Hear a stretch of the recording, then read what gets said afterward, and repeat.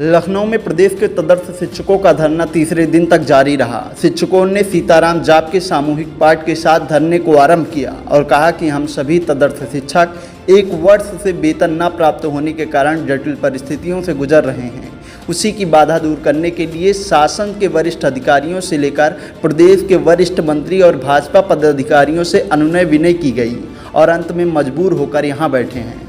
अब जब तक अवरुद्ध वेतन निर्गत नहीं होता है तब तक हम सभी का कार्यक्रम अनवरत जारी रहेगा। हमारी एक सूत्रीय मांग है, केवल हमारा जो अकारण वेतन बाधित है वो निर्गत किया जाए। हम 25 वर्षों से वेतन पा रहे थे, कहीं मई से, कहीं अगस्त से, कहीं दिसंबर से, कहीं जनवरी से वेतन बाधित कर दिया गया है और कहीं कहीं कुछ जनपदों में लगातार वेतन प्राप्त हो रहा है। हमारी जो पृष्ठभूमि है मैं आपको थोड़ा विस्तार से बता दूं। जब आज महत्वपूर्ण बात है, आपके चैनल के माध्यम से ये कहना चाहता हूं, जिस चयन बोर्ड की बात हमारा विभाग कहता है, आज की डेट में चयन आयोग भंग है। आप पूछिएगा ये बात जिम्मेदार अफसरों से।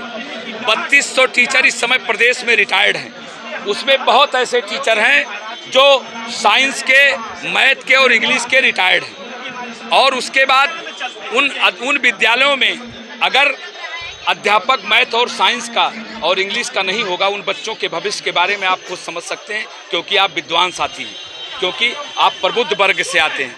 हम लोग उन परिस्थितियों में विद्यालय को सजाने संवारने का काम किया जब विद्यालय में मैथ, साइंस और इंग्लिश का टीचर रिटायर्ड हो गया था। उसके बाद हम लोग उस समय कहीं ना कहीं तैयारियां कर रहे थे, बड़ी तैयारियां कर रहे थे। हम लोग इलाहाबाद में पढ़ रहे थे। उसके बाद कहीं ना कहीं से हमारे गार्जियन से बात करके हम लोगों को बुलाया गया।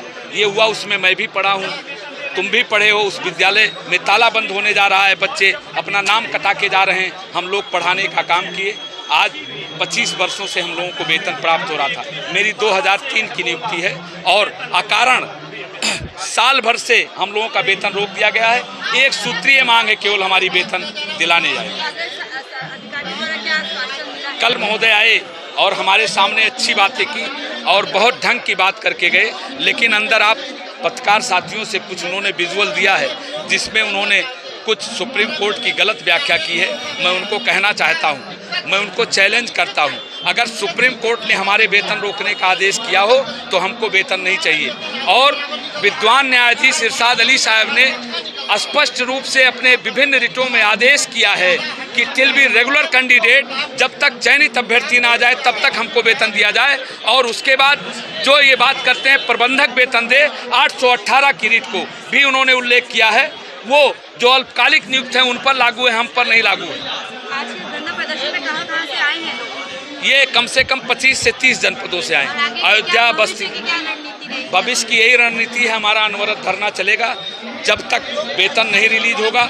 और आप लोगों को अगर समय रहेगा तो 2 बजे आइएगा, मैं प्रेस करूंगा, अपने भविष्य की रणनीति के बारे में मैं तय करूंगा।